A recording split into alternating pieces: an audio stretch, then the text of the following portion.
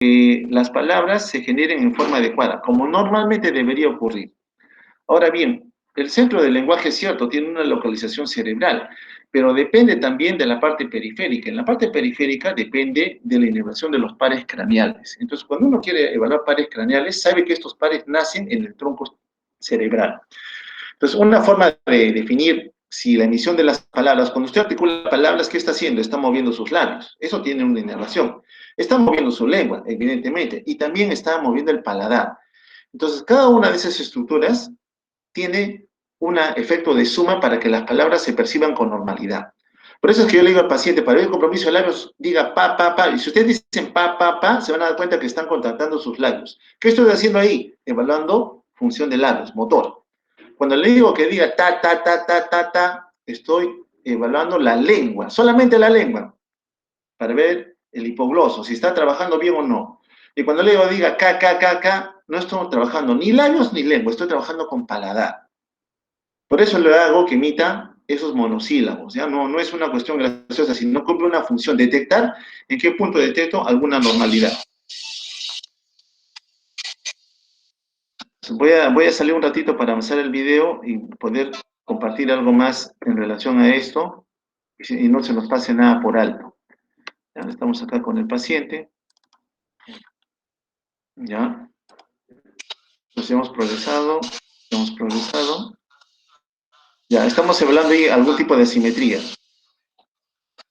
Lo que yo quiero ver acá, es si hay pérdida o no de la fuerza motora. Entonces, pedimos que el paciente eleve los miembros superiores y los sostenga el mayor tiempo que pueda. Vamos a verlo, ¿ya?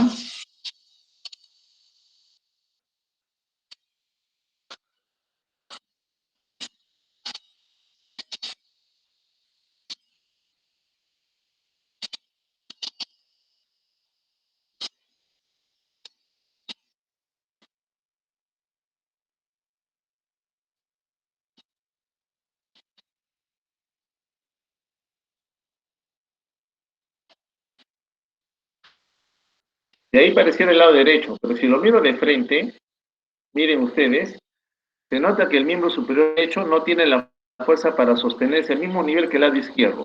Ahí yo ya estoy identificando una deficiencia en la fuerza motora, ¿ya? Del lado derecho.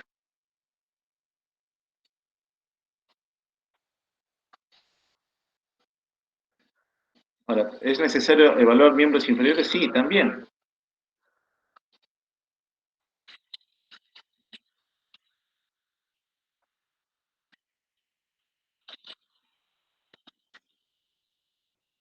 Y notamos lo mismo, ¿no? Entonces, estamos notando que a nivel de mi cuerpo derecho, alguna lesión tiene el paciente. Entonces, evidentemente está padeciendo un evento agudo, algo está pasando a nivel cerebral. Mi sospecha será que el hemisferio contralateral, en este caso el lado izquierdo, tenga algún compromiso. Entonces, tengo que saber en dónde yo esperaría que una neuroimagen me encuentre la lesión. Es decir, me voy a adelantar, mi semiología, mi examen físico, me va a ayudar a definir en dónde podría estar encontrando algún tipo de lesión. Aquí rápidamente este caso clínico, lo voy a avanzar rápido, es un paciente joven, y quién diría para la edad que presenten alguna manifestación neurológica, no tiene antecedentes de importancia, 28 horas de enfermedad, y este paciente viene porque presenta de forma súbita mareo, debilidad de miembro superior derecho, no puede escribir, nota que su lenguaje es poco comprensible, la lengua no lo obedecía, y comienza a escaparse la saliva por la comisura labial derecha. Siente un adormecimiento en la lengua. Cuando se le examina, su presión está francamente elevada. Para un paciente joven es una presión demasiado alta. El resto del examen no parecía ser tan significativo. Ahí está el paciente monitorizado, está medicado.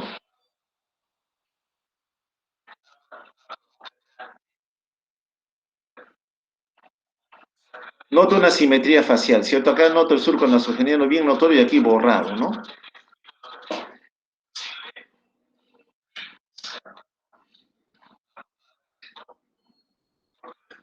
Ya. Noto que el compromiso básicamente es en la mitad inferior de la hemicara del lado derecho. Evidentemente, eso tiene una inervación, tiene una dependencia anatómica a nivel cerebral. Por lo tanto, yo esperaría también encontrar algún tipo de lesión en el hemisferio contralateral. Si es el lado derecho, evidentemente esperaría que la lesión esté en el lado izquierdo.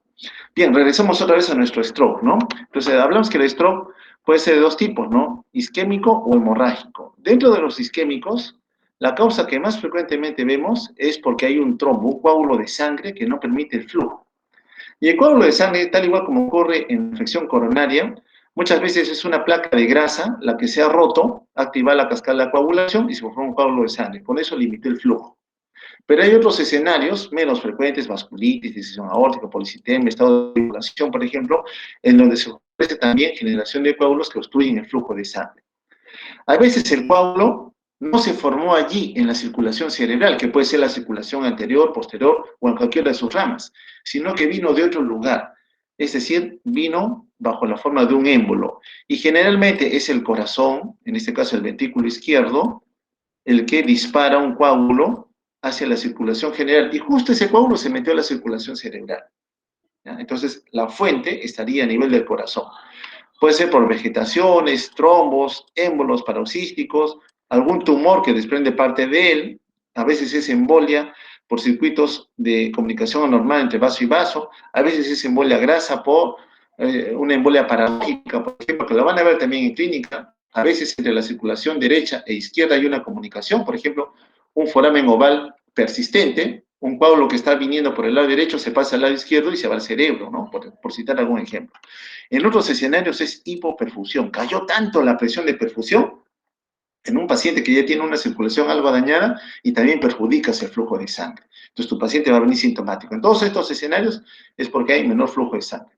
El otro escenario catastrófico es el sangrado, ¿no? El que hemos señalado acá. Y el sangrado puede ser en forma espontánea, súbitamente el paciente presenta una ruptura de un vaso, el cual se puede localizar en cualquier porción de la masa cerebral, y a la cabeza, en esos escenarios, la causa más frecuente es un paciente con hipertensión arterial. Ese paciente que te venga con un stroke hemorrágico, espontáneo, nadie lo ha golpeado, no se ha caído, ni nada por el estilo, evidentemente vamos a encontrar que la hipertensión es la causa que está detrás, más frecuentemente. Otro es cuando el sangrado va a rodear a las estructuras cerebrales, la hemorragia subaracnoidea, de tipo no traumático también. A la cabeza son los aneurismas cerebrales los que condicionan este tipo de afección. Lo vamos a ver rápidamente, solamente para representar algunos de ellos. Entonces, cuando hablamos del stroke isquémico, estamos hablando de varias causas que pueden estar condicionando su aparición. Una frecuente es esto de acá. En algún lugar de la circulación cerebral, acá ves una placa de grasa, un ateroma, que en algún momento causa una obstrucción crítica en el flujo de sangre, afecta la irrigación de una porción de la masa cerebral. En otro escenario, desde el corazón, aquí ves un coágulo de sangre por una estructura dañada a nivel de miocardio post-infarto, por ejemplo, la sangre se detiene o circula con lentitud o no se moviliza adecuadamente, forma un coágulo y soltó un émbolo. Y ese émbolo entró a la circulación cerebral y ocasiona un daño. Aquí, por ejemplo, tienes una aurícula con un coágulo de sangre, ¿no? Esta es la aurícula izquierda, es la derecha. Esta va a entrar, solamente es para representar que el coágulo de sangre se puede mover, ¿no? Vino de algún lugar de la economía, se soltó el coágulo y en un momento va a entrar a la cavidad ventricular y va a entrar a la circulación. En este caso, sí está el lado derecho para producir embolia pulmonar. Lo mismo ocurre en el lado izquierdo, ¿no? Acá sí tienes ventrículo izquierdo, acá hay un coágulo, un trombo intramural. En algún momento se va a soltar una porción del trombo, de este trombito que están viendo acá, entra a la circulación principal a través de la aorta y se mete a la circulación cerebral y te ocasiona la obstrucción de un vaso. Entonces, esas placas de grasa generalmente, ¿dónde se localizan? En la bifurcación de los vasos. Acá vemos un ateroma, otro ateroma y otros más. La sangre fluye a gran velocidad y en un momento rompe el ateroma. Y al momento de romperlo, se activa la cascada de la coagulación, se forma un coágulo, el cual puede limitarse solamente a esta estructura, va creciendo, o a veces de este coágulo se desprende y viaja hacia otra porción y obstruye el flujo de sangre. O lo obstruye completamente donde se formó, o este mismo coágulo generó una embolización. Entonces aquí vemos las localizaciones de los ateromas. El tronco brachiocefálico, por ejemplo, que va a ir hacia la circulación posterior, la bifurcación carotidia, el sifón carotidio, etcétera. En cualquier porción donde hay una placa de grasa, tal igual como ocurría en el escenario del infarto agudo de miocardio, acá también se va a activar la cascada de la coagulación cuando se rompa la placa y se genera un coágulo que finalmente me obstruya el flujo. Otras localizaciones más, notemos aquí cómo es que estas en algún momento van a arriesgar a que el paciente genere la ruptura de la placa y donde se rompa la placa, coágulo de sangre que obstruye el flujo. Entonces, cuando obstruye el flujo, evidentemente esa zona del cerebro se va a ver afectada, ¿no? Veo una zona ya que está yendo a la edematización, pero por obstrucción del flujo. Cuando disecan la arteria que alimentaba esta zona cerebral, miren lo que encuentran, este coágulo de sangre en su interior, ¿no? Un coágulo que obstruyó el flujo completamente. Escenarios de otros pacientes fallecidos a nivel de carotidio, miren una arteria carótida bifurcada, carótida interna, externa, ya calcificadas casi, le haces un corte y ¿qué notas? Placas de grasa en su interior que ya estaban limitando el flujo. Tanto lo limitan, igual como ocurre en el corazón, ¿no? Lo limitan, se rompe la placa, coágulo de sangre, obstruiste el flujo, se muere esa porción del cerebro. Lo mismo, los coágulos de sangre. El otro escenario, repito, es cuando desde el corazón se forma un coágulo de sangre, en este caso por una fibrilación auricular, una aurícula crecida, se desprendió el coagulito, un émbolo, viaja por la aorta y lamentablemente se asienta en el cerebro. En pacientes con prótesis valvular, necesariamente muchos pacientes con prótesis tienen que anticoagular, porque al ser un cuerpo extraño, lógicamente activa la cascada de coagulación. Hay que darle anticoagulantes, como la warfarina, por ejemplo, o los antitrombínicos que son de última generación. A veces es una infección que daña las válvulas y desde aquí se emboliza también, puede dar lugar a formación de obstrucción de flujo de sangre a nivel cerebral. O posinfarto en el ventrículo izquierdo, ¿no? Una zona que no se mueve, la sangre también se enlentece, se forma un coágulo de sangre, un trombo intramural, que puede luego migrar por la circulación aórtica. Bueno, ¿cómo vemos eso cuando se obstruye el flujo? Estamos diciendo que la tomografía es una herramienta para poder visualizar el daño. Sí, cuando ya está evolucionado el cuadro, pedimos una tomografía. En la tomografía el cerebro se ve de color gris. Esto es lo que vemos normalmente en una tomografía. Cuando una zona del cerebro ya no se irriga, la vas a ver así, de color negro. Es una zona ya infartada. Esto ya se perdió. Pero eso ocurre después de varios días. Cuando tú pides una tomografía en las horas siguientes a un infarto cerebral, no vemos nada. Se ve tal igual lo estoy viendo aquí. Es decir, pareciera que no hay daño. Pero clínicamente tu paciente tiene una limitación funcional para hablar, para poder movilizar parte de su cuerpo. Ya te está diciendo que está desarrollando un stroke. Aquí, la misma zona de lesión, pero aquí note claramente que el edema que se está generando aquí, está afectando al hemisferio del lado izquierdo. Este es lado izquierdo, este es lado derecho, por si acaso. Cuando uno ve tomografía, ve al paciente de los pies a la cabeza. Entonces, este es el lado derecho, el lado izquierdo. En el lado del hemisferio cerebral derecho hay una zona de infarto. Por la localización, yo digo, esta es la arteria cerebral media derecha. Muy bien, como hay edema, acumulación de agua y el cráneo no le permite a dónde más expandirse, ¿qué hace? Crece afectando al lado izquierdo. ¿Y cómo me doy cuenta? Porque el ventrículo del lado izquierdo se está yendo lateralizado. Nota, si yo trazo una línea media, estoy viendo que todo se está yendo hacia el lado izquierdo. Todo lo está desplazando hacia el lado izquierdo. Me está generando un cono de presión. Empezó como un infarto derecho y ahora me está dañando al lado izquierdo. Esa, por ejemplo, es una lesión secundaria. Aquí vemos la zona de infarto que ya se perdió, ¿no? Ya no vamos a poder recuperarla. Lógicamente es un individuo muerto. Aquí lo mismo, hemisferio derecho está edematizado. ¿Cómo sabe que está edematizado? Porque los surcos y convoluciones acá no se notan tan bien como lo noto en el lado izquierdo, ¿no? No lo noto. ¿Ya? Está un cerebro edematizado. Ese es el cono de presión. Aquí, lo mismo, trazo una línea de la apófisis espinosa a la otra apófisis espinosa, ¿y qué noto? Mira, el ventrículo del lado derecho y el ventrículo del lado izquierdo, los dos están en el espacio que le corresponde al hemisferio izquierdo. ¿Por qué? Porque esta zona de infarto, que ha llevado un hinchazón, una edematización, está desplazando las estructuras hacia el lado contralateral, ¿no? Es la línea que ya señalé, la dirección de la línea media. Aquí, claramente, veo una zona negra hacia la cara interna del hemisferio del lado izquierdo. Repito que este es el lado izquierdo, este es el lado derecho. Bien, ¿eso a qué corresponde? A un infarto de la arteria cerebral anterior, porque la arteria cerebral anterior irriga la superficie interna de cada hemisferio. A veces la zona de infarto no es que compromete un tronco, sino va a comprometer los vasos pequeños. Desde el nacimiento de la cerebral media hay unas arterias, son las perforantes, van a irrigar la cápsula interna, por ejemplo, las estructuras subcorticales. ¿Y qué notamos en ella? Mira, estas zonas como que hubieras clavado el cerebro en varias porciones, no está tachonado de orificios. Son zonas de microinfarto, infartos lacunares, tal igual como los vemos aquí, ¿no? Son episodios que se han ido repitiendo en el tiempo, que no solamente se pueden localizar a nivel subcortical, sino también a nivel del tronco cerebral. Igual te van a dejar una mella en la perfusión y, secundariamente, la muerte o pérdida de neuronas. Muy bien, en la circulación anterior, entonces, pareciera que se concentran muchos de los procesos asociados a stroke isquémico. Cuando una arteria se tapa, el paciente viene sintomático, ¿no? Cuando la circulación anterior se compromete, el paciente a veces no puede hablar, no puede entender, no puede mover el miembro superior derecho, no puede mover el miembro inferior derecho, o quizás todo el cuerpo del lado derecho, o quizás del lado izquierdo. Pero ¿qué pasa cuando la que se va a ver lesionada no es la circulación anterior, sino la circulación de atrás, aquella que depende del territorio vértebro-basilar? ¿Cómo vienen esos pacientes? Bueno, recuerda que el territorio vértebro-basilar va a irrigar al tronco, y en el tronco yo reconozco muchas estructuras importantes: los núcleos de los pares craneales, la sustancia reticular activadora ascendente, el centro vasomotor, el centro respiratorio, junto con ello al cerebelo, que tiene que ver con el equilibrio, y más hacia arriba con el lóbulo occipital. ¿Qué función cubre el lóbulo occipital? Todos van a decir la visión, lógicamente, ¿no? La visión, me va a permitir a mí visualizar. Entonces, cuando algo lesiona al tronco, acá vemos un coágulo de sangre, si se dan cuenta, todo el flujo se va a limitar. Entonces, ¿qué síntomas va a tener? Lógicamente va a haber compromiso en la función de pares craneales, sustancia reticular activadora ascendente, en los centros vasomotores, respiratorios, el equilibrio. Entonces va a haber una representatividad de la condición de daño a ese nivel.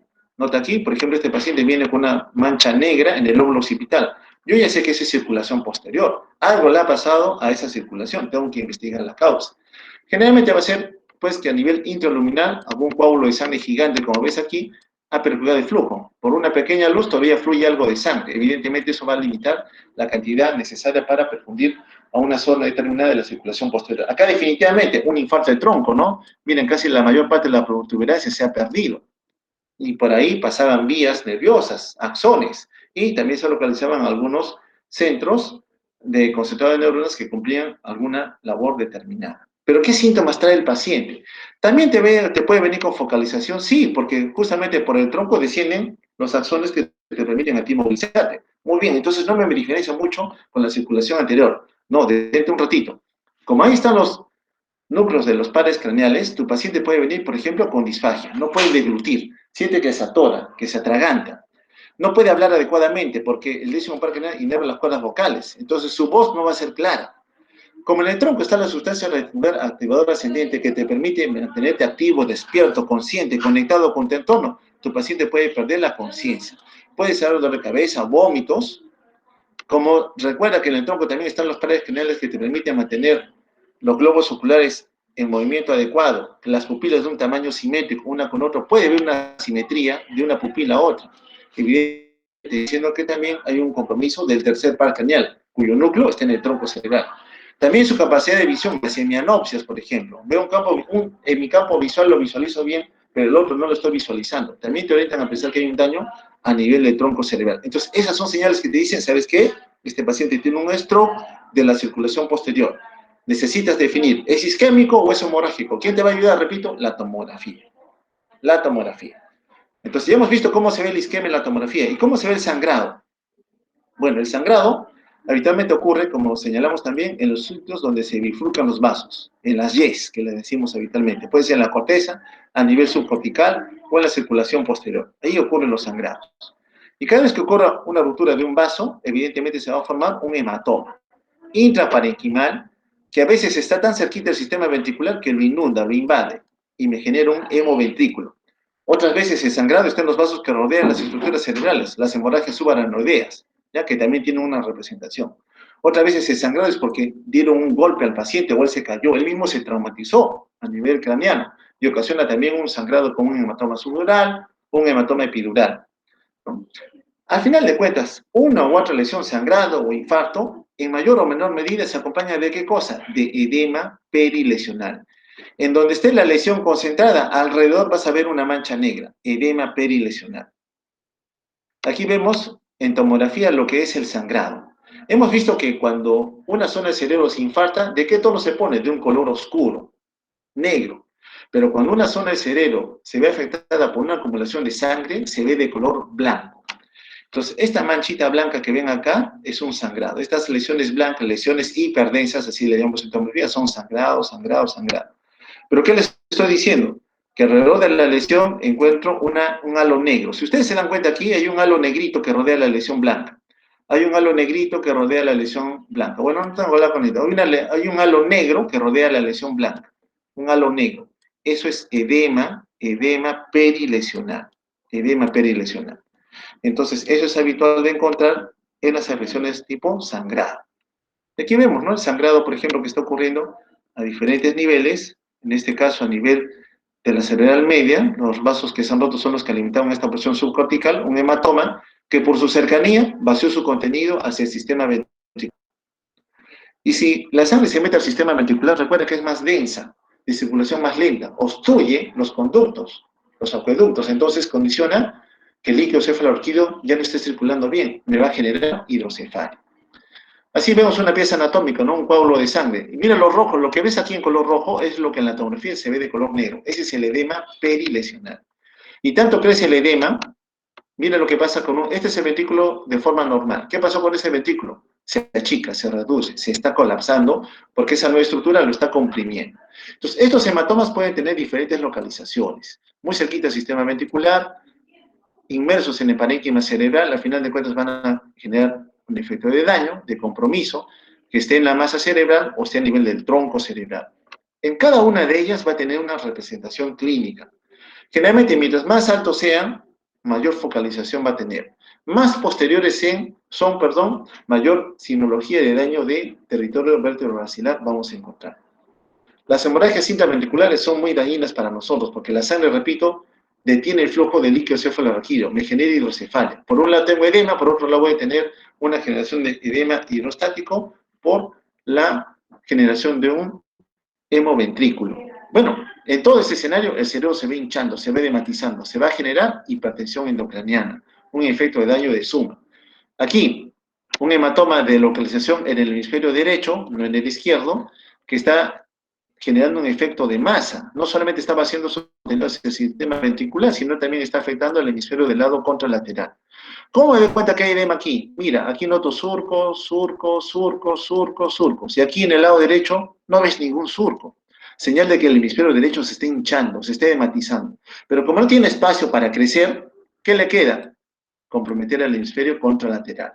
Mira cómo tanto lo comprime, que en un momento este paciente que entró con clínica de daño del hemisferio derecho, ahora tiene que ser clínica de daño del hemisferio izquierdo. Este es el escenario catastrófico, ¿no? Cuando un hematoma intraparenquimal se mete al sistema ventricular y como un molde se está ocupando todo el espacio que el líquido cefalorraquídeo tenía que haber ocupado. Y esta sangre no circula. Te va a generar luego hidrocefalia. Aquí están las hemorragias intracerebrales con invasión ventricular. Lógicamente son piezas de pacientes que han fallecido. Este es otro escenario catastrófico, ¿no? No es un hematoma que está dentro del cerebro. Este es un escenario donde la sangre está yéndose afuera, se está metiendo en el espacio subaracnoideo. Por tanto, se le conoce a esto como hemorragia subaracnoidea. La causa más importante y frecuente en el mundo, los aneurismas cerebrales. Bueno, al final de cuentas, la sangre que se vacía acá va a ocupar los espacios en donde circulaba el líquido cefalorraquídeo. Yo más o menos esto, como siempre les remedo, es como un hombrecito su cabeza, miembro superior, miembro inferior, el otro miembro inferior, otro miembro superior. Me recuerda mucho a Tupac Amaru, ¿no? Cuando tuvieron que desmembrarlo. ¿Recuerdan ustedes esta imagen que yo veo en tomografía? Digo, esa es hemorragia subaracnoidea definitivamente. ¿Y qué nota en el cerebro? El cerebro está pegado al cráneo. Señala que hay un edema masivo, un paciente de alta chance de fallecer en los siguientes minutos.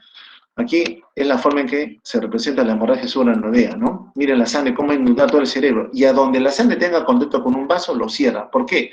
Porque favorece la vasoconstricción, genera vasoespasmo. ¿Cómo puedo yo diagnosticar esto? Pues la tomografía te va a ayudar rápidamente, pero a veces el sangrado es pequeñito, no lo distingues, no sé si hay sangrado o no, tengo dudas. Y el paciente viene con una señal clínica característica, un dolor de cabeza insoportable para el paciente, como nunca antes le había dado. Tú sospechas hemorragia subaracnoidea, métele la aguja en la columna, haz una punción lumbar.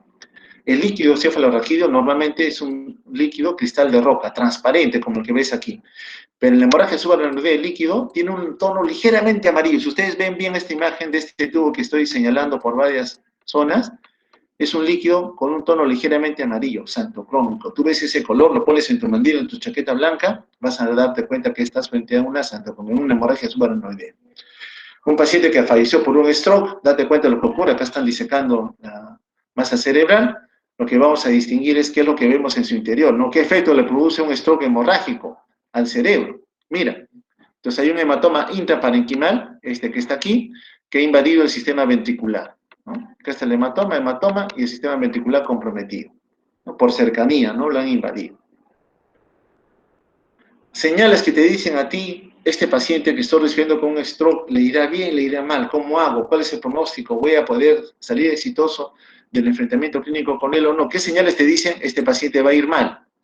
Un paciente que tenga una edad avanzada, esos pacientes no te van a ir bien. El pronóstico no es muy bueno versus los pacientes que son más jóvenes. Un paciente que tiene una lesión de pares craneales, que tenga el tronco se ha comprometido, una pupila dilatada, fija, que con la luz no se contrae, no se reduce en su diámetro, mala señal. Si responde a la luz, se contrae con la luz, ese paciente puede ir bien. Un paciente en donde evalúa la función de pares craneales, estimulas un oído para ver el movimiento de los ojos y ves que el paciente es indiferente, no se mueve, y otro que responde desviando la mirada hacia donde lo estás estimulando, buena señal.